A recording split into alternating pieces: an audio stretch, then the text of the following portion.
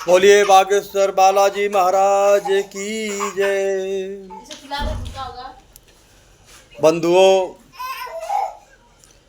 जो लोग भी हमारी वीडियो देख रहे हैं, पिता तुल्य बुजुर्ग माताएं बहनों, और यानी कि मैं आप सभी लोगों का मैं अपने दिल से हार्दिक स्वागत करता हूं। आप लोग का वंदन करता हूं, क्योंकि इस संसार में हम लोग एक दूसरे से बंधे हुए हैं, एक दूसरे से उम्मीद भी करते हैं। आज मैं एक ऐसी विषय पर चर्चा करना चाहता हूं जो हर घर में लागू होता है। जानने के लिए तो सभी लोग जानते हैं, समझते भी हैं, लेकिन अमल नहीं हो पाता है। या यूं कहें, परिस्थितियां विपरीत होती हैं। या यूं कहें, शायद तकदीर में ही ऐसा लिखा हो। या यूं कह लें, समय का चक्र ऐसा हो। मैं उस बात को आपके सामने बताने जा रहा हूं। कहा जाता है कि नारी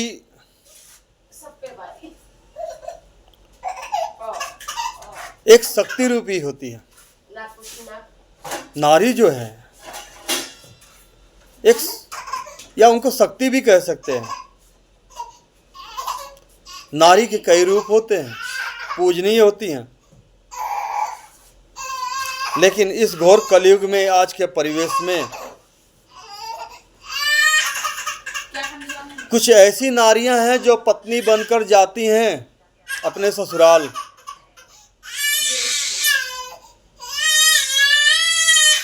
वो चाहे तो ससुराल को स्वर्ग भी बना दें। स से ससुराल, स से स्वर्ग। वो चाहे तो ससुराल को स्वर्ग भी बना दें और चाहे तो ससुराल को नरक भी बना दें। पूछिए वो कैसे? मैं बताता हूं। जब वो पत्नी बनकर जाती हैं, अब वो पत्नी अपने ससुराल को जब अपना घर समझने लगती है, अपना सब कुछ समझने लगती है, जब वो समझ लेती है कि अगर कुछ भी बिगड़ेगा तो मेरा ही बिगड़ेगा, कोई भी हानि होगी तो हमारी होगी, जब ये भावना उसके अंदर होगी, उन पत्नियों के अंदर,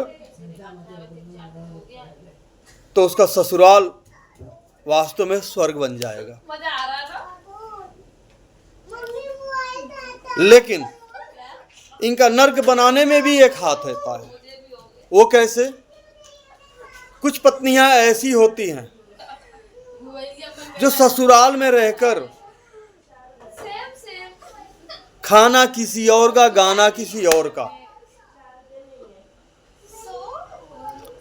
कहने का तात्पर्य है अपने भाई का पक्ष लेना, हर बात बात पर अपने पिता का पक्ष लेना, हर बात बात पर अपनी माँ का पक्ष लेना, अपनी बहनों का पक्ष लेना, अपनी भाभियों का पक्ष लेना, भतीजों का पक्ष लेना, अपने पति के चोरी चुपके से गरीबी हालत में भी पैसे उठाकर अपने मायके भेजना, हर एक बात पर अपने मायके से तुलना करना। सही गलत के विषय में भी बात की जाए तो हमेशा सही ठहराना अपने मायके वालों को, हमेशा ससुराल वालों को गलत ठहराना, बिना सोचे विचारे हर समय उनको सही ठहराना, माने बातों पर विचार नहीं करना, हर समय लड़ने के लिए उतावली होना उन लोगों के लिए। वो पत्नियां वास्तव में ससुराल को नर्क बना देती हैं।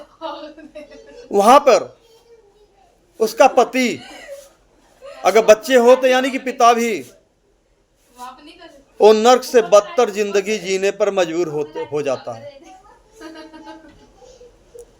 क्योंकि ऐसा मेरे साथ हुआ है और हो रहा है। ऐसा मेरे साथ हो रहा है। मैं कष्ट में हूं। बहुत सारी बातें जो है अब मेरे पर ही हैं, लेकिन मैं आप लोग के बीचों में ये बातें रख रहा हूं।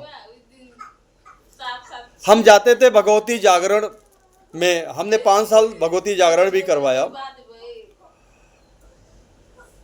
नई दिल्ली जो बदरपुर बॉर्डर है, जो फरीदाबाद का बॉर्डर लगता है हरियाणा का, वहाँ पे एक लाल कुआं है, पहलादपुर से आगे लाल कुआं। लाल कुआं में हमारे मित्रगण मिलकर हम लोगों ने 5 साल भगवती जागरण करवाया। उनमें एक बात, जागरण करने वाले जो गायक महोदय थे, एक बात कही थी, वो बात याद आ गया। तो जागरण करवाने में मेरी उस समय शादी नहीं हुई थी। करीब यही कोई 96, 97, 98 की बात होगी। 1998, 99 की या 97 की बात है। 96 से लेकर 96 मान लीजिए। तो हमारे बहुत मित्र हैं। एक मित्र तो हमारा ही है, देखिए पंकज लिखा हुआ है, जो पंकज अग्रवाल, और कमल टेटू, यानी दोनों नाम एक ही है, और विशाल, अनूप, ऐसे गुड्डू और राजू, ऐसे बहुत तमाम हमारे दोस्त थे जो हम लोगों ने मिलकर भगवती जागरण करवाते थे और माता रानी का कृपा भी प्राप्त करते थे। तो एक गायक आए थे, रवि चंचल जी, बहुत फेमस थे। एक नरेंद्र चंचल जी, एक रवि चंचल जी।